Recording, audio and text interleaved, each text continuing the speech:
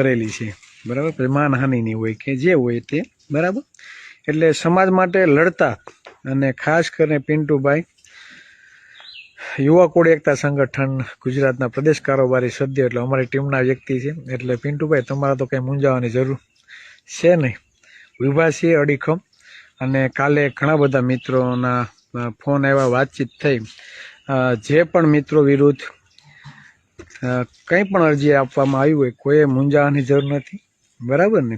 આખો સમાજ તમારી સાથે છે, જ્યાં જરૂર પડે ત્યાં હાકલ કરજો, ઊભા રહેશું, બરાબર. કેમ કે સમાજ માટે જે મિત્રો લડ્યા હોય ને એના પડખે હંમેશા ઊભું રહેવું પડે, નકર બીજી વખત છે ને ભાઈ કોઈ વ્યક્તિ લડવા મેદાનમાં ના આવે.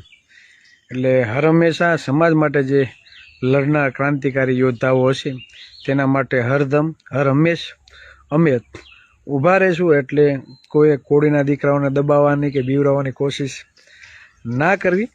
અને હજી કહું છું, અરજીના નામે એક પણ વ્યક્તિએ નિવેદન દેવા જવાનું નથી, બરાબર. અરજીના નામે નિવેદન દેવા ના આવવાનું હોય એવું લાગે તો એ ફરિયાદ દાખલ કરી દેજો, બરાબર. ચિરાગભાઈ, પિન્ટુભાઈ કે બીજા અન્ય વ્યક્તિ ઉપર જો ફરિયાદ દાખલ અરજી થઈ હોય તો મજા આવે તો ફરિયાદ દાખલ કરી દેજો, તમને મજા આવશે અને અમને મજા આવશે. અમે આવી જઈશું જવાબ દેવાને લીગલી જે પણ કાર્ય હશે, બરાબર.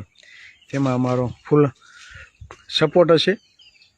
એટલે ખોટા ધક્કા ખવડાવવાને એને પોલીસ પ્રશાસનથી જે બીવડાવવાની કોશિશ થાય એમાં હવે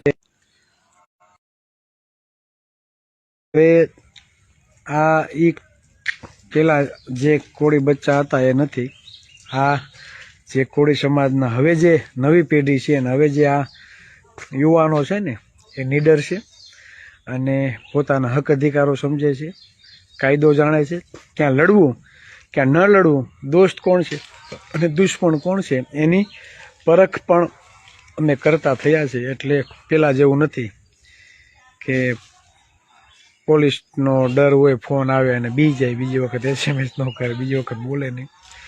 આ એ યુવાનો હવે નથી રહ્યા. આ એ યુવાનો ક્રાંતિકારીઓ છે, સંવિધાનમાં માનનારા યુવાનો છે. એટલે લડવાની હિંમત બધામાં પડેલી છે અને લડશું.